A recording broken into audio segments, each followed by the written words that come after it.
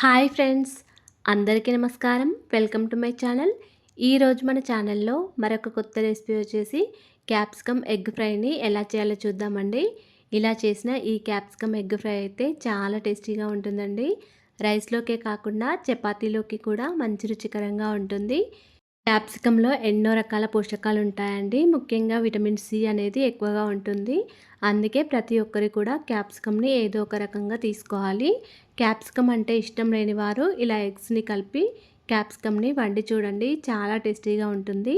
అలాగే ఫ్రెండ్స్, వీడియోస్ని first time చూస్తున్నట్లయితే ప్లీజ్ మా ఛానల్ని సపోర్ట్ చేయండి మరియు హైప్ బటన్ని ప్రెస్ చేయండి ఫ్రెండ్స్.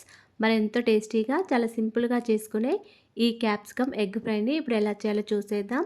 క్యాప్సికమ్ ఎగ్ ఫ్రై చేయడానికి ముందుగా క్యాప్సికమ్ వచ్చేసి ఒక 600 గ్రామ్స్ వరకు తీసుకున్నానండి. ఒక 600 గ్రాముల వరకు తీసుకున్నాను.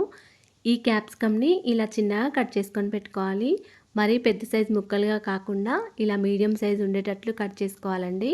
అలాగే ఒక పెద్ద సైజు ఆనియన్, ఒక 4-5 వరకు పచ్చిమిర్చిని ఇలా కట్ చేసుకొని పెట్టుకోవాలి. తర్వాత స్టవ్ ఆన్ చేసుకొని ఒక కడాయి పెట్టుకొని ఇందులోకి ఒక టేబుల్ స్పూన్ వరకు ఆయిల్ వేసుకోవాలి. ఆయిల్ వేడైన తర్వాత ఒక టీ స్పూన్ వరకు జీలకర్ర ఆవాలు వేసుకొని ఫ్రై చేసుకోవాలండి.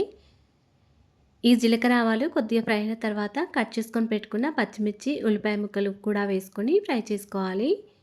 ఈ ఉల్లిపాయ ముక్కలు కొద్దిగా ఫ్రై అయిన తర్వాత దీనిలోకి ఒక హాఫ్ టీ స్పూన్ వరకు అల్లం వెల్లుల్లి పేస్ట్ వేసుకొని అల్లం పచ్చివాసన పోయే వరకు ఫ్రై చేసుకోవాలండి. తర్వాత దీనిలోకి ఒక పావు టీ స్పూన్ వరకు పసుపును కూడా వేసుకోవాలి. పసుపును వేసుకున్న తర్వాత మొత్తం అంతా ఒకసారి కలుపుకోవాలి.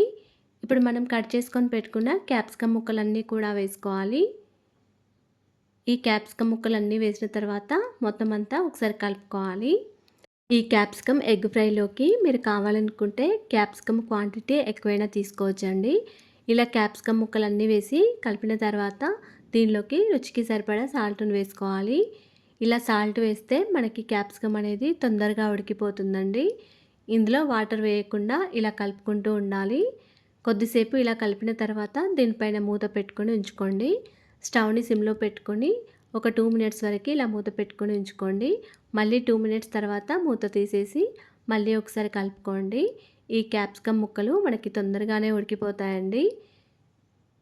ఇలా కలిపిన తర్వాత మళ్ళీ మూత పెట్టుకొని మళ్ళీ ఒక 2 మినిట్స్ వరకు ఉంచుకోండి. 2 మినిట్స్ తర్వాత మూత తీసేసి మళ్ళీ ఒకసారి కలుపుకోవాలి.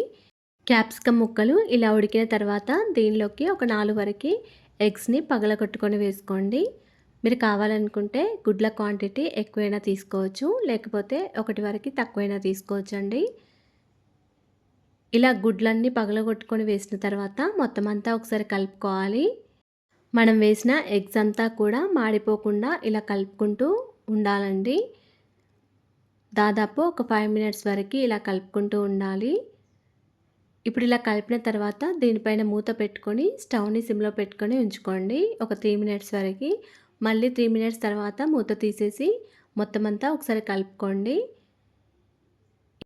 స్టవ్ని సిమ్లో పెట్టుకుంటూ ఈ క్యాప్సికమ్ ఎగ్ మొత్తం కూడా మంచిగా ఫ్రై చేసుకోవాలండి. దాదాపు ఒక 10 మినిట్స్ వరకు ఫ్రై చేసుకోవాలి. ఎగ్లోని నీచు వాసన అంతా పోయే వరకు ఫ్రై చేసుకోవాలండి.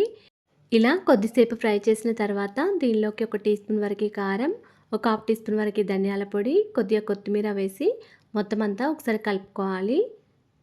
మీకు ఒకవేళ కారం తక్కువగా అనిపిస్తే మరి కొంచెం కారం వేసుకోవచ్చండి. ఇలా అన్నీ వేసిన తర్వాత మళ్ళీ ఒక 2 మినిట్స్ వరకు ఫ్రై చేసుకోండి. తర్వాత స్టవ్ ఆఫ్ చేసుకోండి.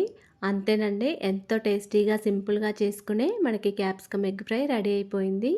ఇలా చేసిన ఈ క్యాప్సికమ్ ఎగ్ ఫ్రై అయితే చాలా టేస్టీగా ఉంటుందండి.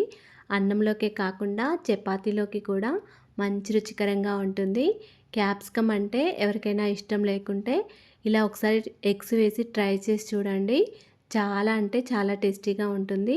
అలాగే ఫ్రెండ్స్, మా ఛానల్ని ఇంతవరకు సబ్స్క్రైబ్ చేసుకోకపోతే సబ్స్క్రైబ్ చేసుకోండి. వీడియో కనుక నచ్చినట్లయితే ఒక లైక్ చేయండి అండ్ షేర్ చేయండి. ప్లీజ్ మా ఛానల్ని సపోర్ట్ చేయండి. Thanks for watching.